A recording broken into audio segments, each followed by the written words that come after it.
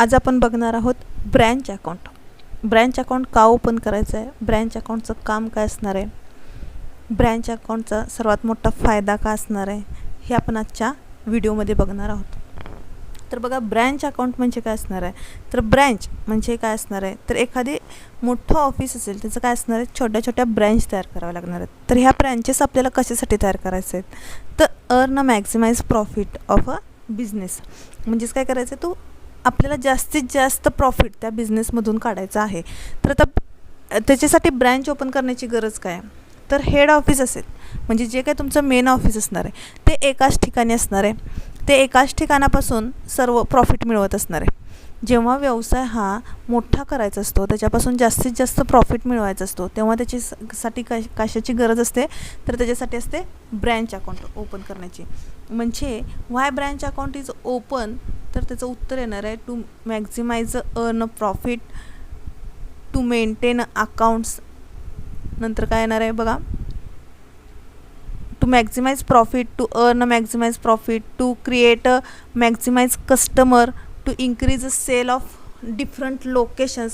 म्हणजेच प्रत्येक ठिकाणावर जर तुमचं एकच ऑफिस असेल तर एकाच ठिकाणी सेल होणार आहे. जर तुम्ही त्याचे ब्रँचेस तयार केले तर काय होणार आहे त्याचा, की डिफरंट लोकेशनमध्ये तुमचे सेल्स वाढणार आहेत. त्यामुळे काय होणार आहे, जर समजा तुमचं हेड ऑफिस मुंबईला असेल आणि त्याच्या ब्रँचेस पुणे, सातारा, कोल्हापूर, सांगली ह्या गावात जर ओपन केल्या, तर एकट्या पुण्याच्या ठिकाणी जेवढा सेल्स होणार आहे तो तर होणारच आहे. पण त्याच्यात जास्त वाढ करायची असेल तर तुम्हाला बाहेरचा पण कस्टमर शोधून काढला पाहिजे.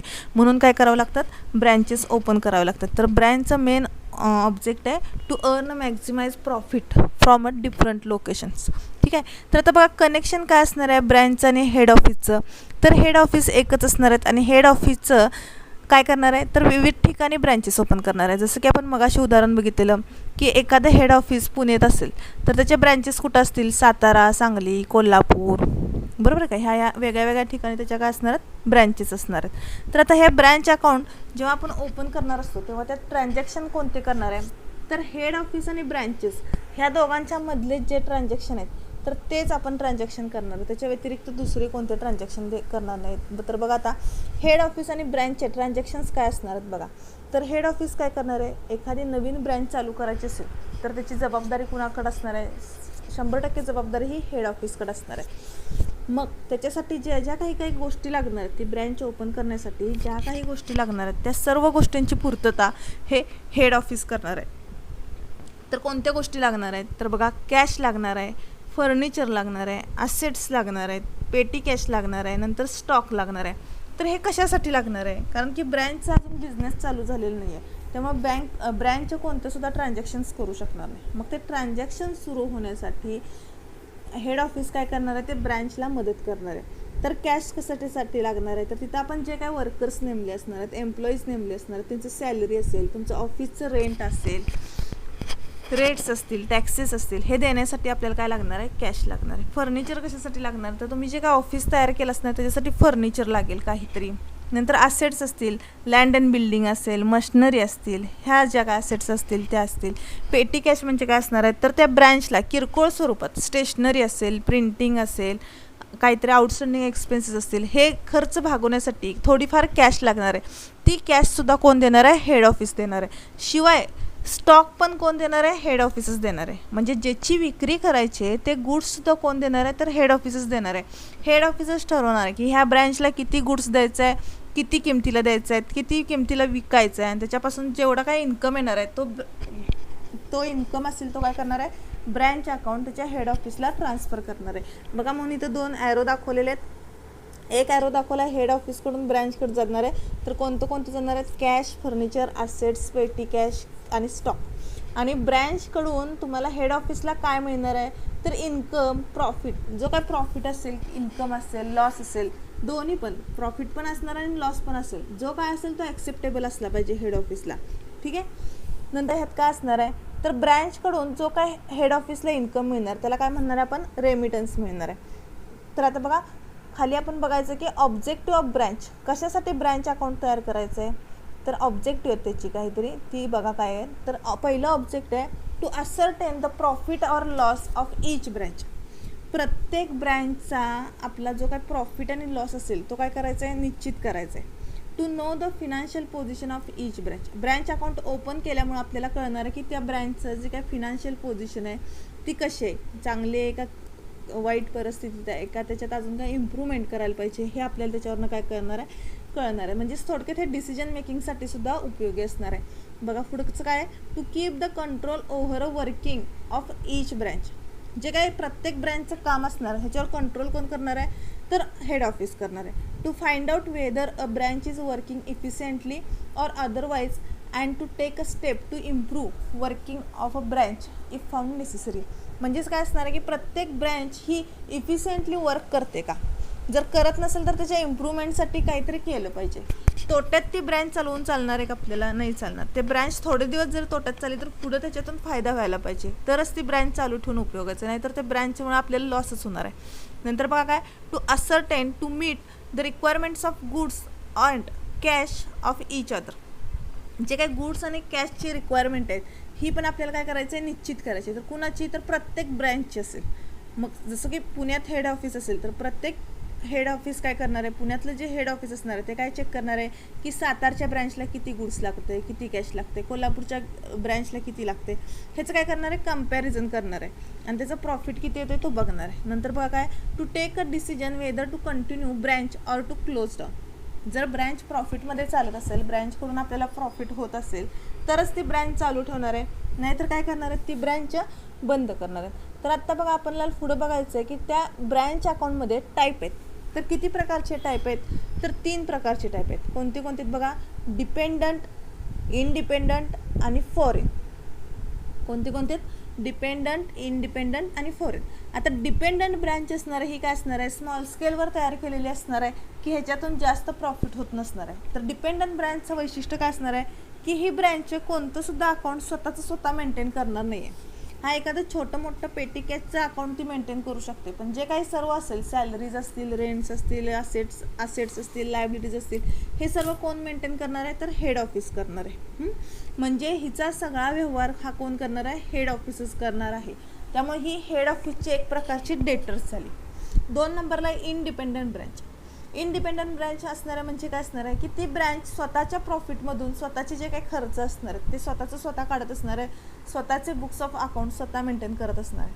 फॉरेन ब्रँच म्हणजे काय असणार आहे की ज्या कंट्रीमध्ये हेड ऑफिस आहे त्या कंट्रीमध्ये त्याची ब्रँच नसून दुसऱ्या कंट्रीत ब्रँच असणार, त्याला काय म्हणणार आहे आपण, फॉरेन ब्रँच. तर ही फॉरेन ब्रँच पण काय असणार आहे, एक प्रकारची इंडिपेंडंटच असणार आहे. प्रत्येक फॉरेन ब्रँच ही इंडिपेंडंटच असणार आहे.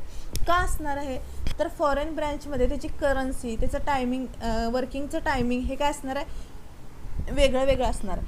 त्यामुळं फॉरेन ब्रँच ही कायम इंडिपेंडंटच असणार आहे. आता बघा आपल्याला हे ब्रँच अकाउंट कॅल्क्युलेशन करताना 3 प्रकारे करायचं आहे. एक म्हणजे डेटर्स, आपल्याला हे डिपेंडंट ब्रँचचं करायचं आहे. तर त्यात 3 प्रकारचे सिस्टीम आहेत. कोणत्या, डेटर्स सिस्टीम, नंतर आहे स्टॉक अँड डेटर्स,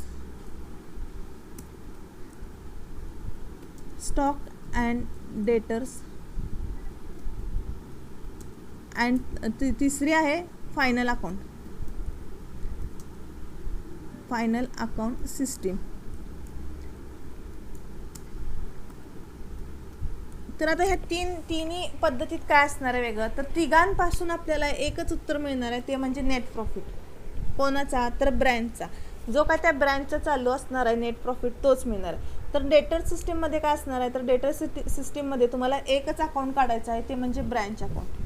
कारण की तिथं ऑलरेडी क्वेश्चनमध्ये तुम्हाला सर्व माहिती दिलेली असणार आहे. त्यासाठी आपल्याला फक्त एकच अकाउंट काढायचं आहे, ते म्हणजे ब्रँच अकाउंट, आणि तिथं आपल्याला कळणार आहे. जर प्रॉब्लेममध्ये सूचनेत सांगितलं असेल की तुम्हाला ब्रँचच्या ॲडजस्टमेंट अकाउंट काढा, तरच तुम्हाला ब्रँच ॲडजस्टमेंट अकाउंट काढायचे, नाहीतर तुम्हाला एकच अकाउंट काढायचं आहे, तो म्हणजे कुठला काढायचा आहे, डेटर्स अकाउंट काढायचं आहे फक्त. ठीक आहे. नंतर स्टॉक आणि डेटर्समध्ये काय करावं लागणार आहे, तर ह्या प्रॉब्लेममध्ये तुम्हाला स्टॉक आणि डेटर्समध्ये काय असणार आहे, तर एखादी इन्फॉर्मेशन मिसिंग असणार आहे. जसं की क्लोजिंग स्टॉक असेल किंवा सेल्स असेल, क्रेडिट सेल्स, कॅश सेल्स काढायचं असेल, तर हे सेल्स किंवा अजून कोणता आयटम मिसिंग असेल तर तुम्हाला काय करावं लागणार, तिथं स्टॉकचा आणि डेटर्सचा अकाउंट काढावा लागणार आहे. आणि तिसरा अकाउंट आहे म्हणजे काय, फायनल अकाउंट सिस्टीम. त्या अकाउंटमध्ये तुम्हाला काय करावं लागणार आहे, तर trading account, profit and loss account हे काढून तुम्हाला तुमचे एक्सपेन्सेस जे काय मिसिंग एक्सपेन्सेस असतील ते शोधून काढावे लागणार आहेत. आता आपण बघतोय की स्पेसिमन ऑफ ब्रँच अकाउंट. तर स्पेसिमनमध्ये काय असणार आहे बघा, ब्रँच अकाउंटला पण डेबिट आणि क्रेडिट ह्या दोन बाजू असणार आहेत. तर बघा काय काय असणार आहेत. तर सुरुवातीला तर आपल्याला ब्रँच अकाउंट काढताना सर्वात महत्त्वाची कशाची गरज आहे, तर स्टॉक, जे काय ओपनिंग स्टॉक असतील ते सर्वांची गरज आहे. कारण ओपनिंग स्टॉक असल्याशिवाय ब्रँच ही चालूच होणार नाही, कारण ही ब्रँच डिपेंडंट आहेत हेड ऑफिसवर.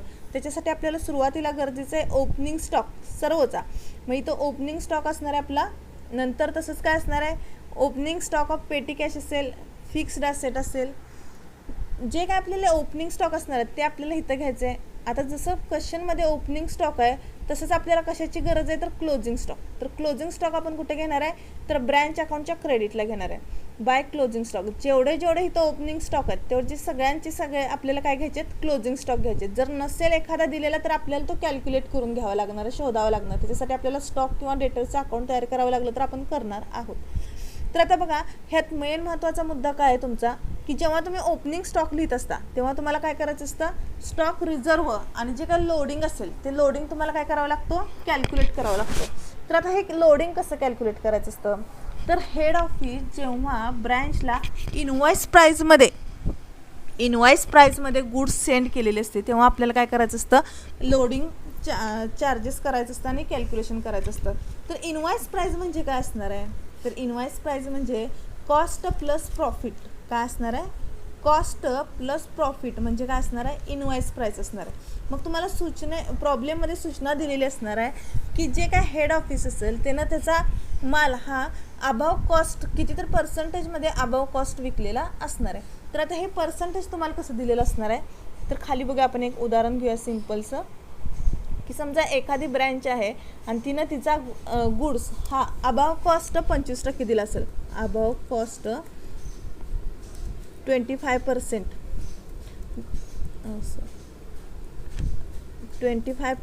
असेल तर काय करायचं, तुम्हाला कॅल्क्युलेशन कसं येणार आहे तुमचं, तर बघा काय येणार आहे, कॉस्ट येणार आहे इथं 100 प्लस 25% आहे, म्हणजे 25% म्हणजे 100वर 25% 25चं येणार आहे, इज इक्वल टू तुमची इनवॉइस प्राईस येणार आहे 125. तर जेव्हा आपल्याला पर्सेंटेज काढायचं आहे किंवा रेशो काढायचा आहे, लोडिंगचा रेशो काढायचा आहे, तेव्हा आपण काय करणार आहे, तर आपला असणार आहे फॉर्म्युला असणार आहे आपला प्रॉफिट अपॉन इनवॉइस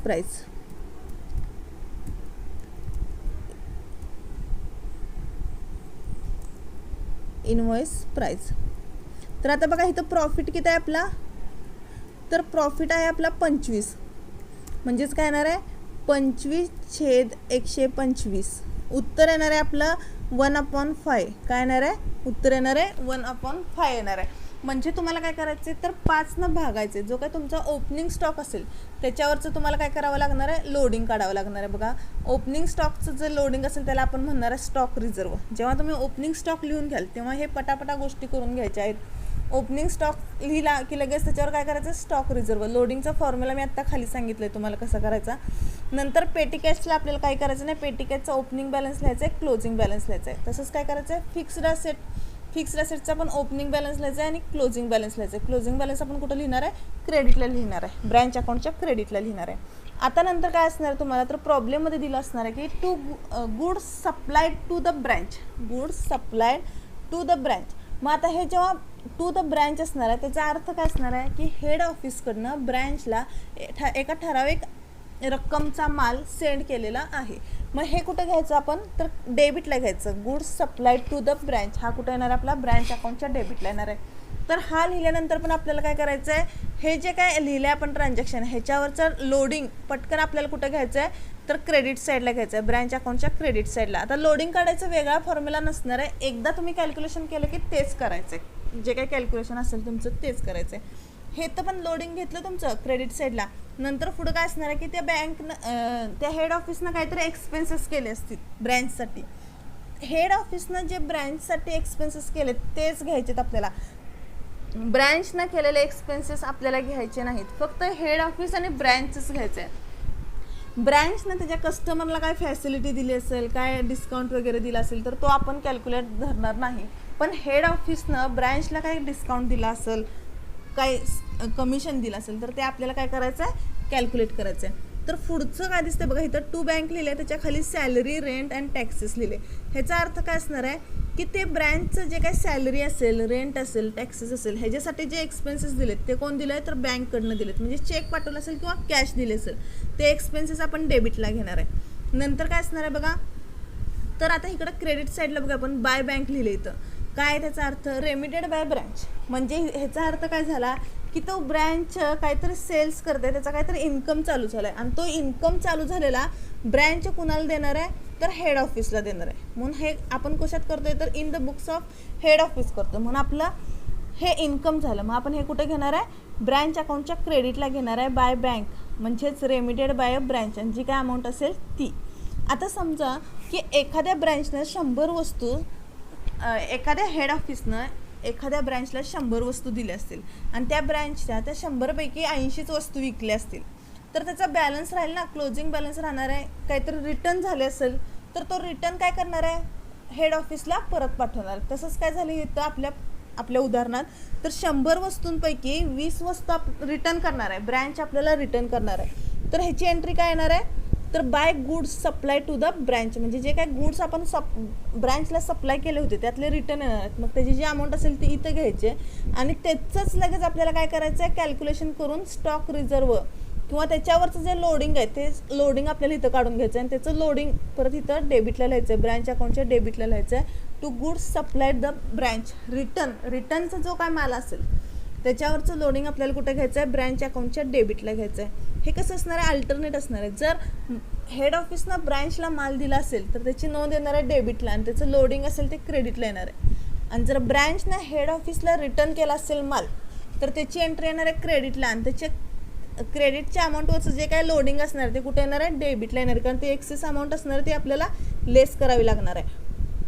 नंतर पुढे बघा, जो काय क्लोजिंग बॅलन्स राहिला असेल, आता इथं क्लोजिंग बॅलन्स घेतला, इथं ओपनिंग बॅलन्स घेतला म्हणलं सगळ्यांचाच क्लोजिंग बॅलन्स घेतला पाहिजे. मग इथं स्टॉकचा जो काही क्लोजिंग बॅलन्स असणार आहे ते क्लोजिंग बॅलन्सवर पण आपल्याला काय करायचं आहे, लोडिंग काढायचं आहे. आणि ते स्टॉकवर क्लोजिंग बॅलन्सवर जे लोडिंग काढले त्याचं नाव काय असणार आहे, टू स्टॉक रिझर्व, आणि तो कुठे येणार आहे, ब्रँच अकाउंटच्या डेबिटला येणार आहे. ठीक आहे, हे झालं आपलं ब्रँच अकाउंट. आणि ह्यातनं आपल्याला काय मिळणार आहे, ब्रँच अकाउंट ओपन केल्यावर नंतर आपल्याला काय मिळणार आहे तर नेट प्रॉफिट झाला आहे का नेट लॉस झाला आहे हे आपल्याला समजणार आहे. म्हणून आपण ब्रँच अकाउंट कॅल्क्युलेट करणार आहोत.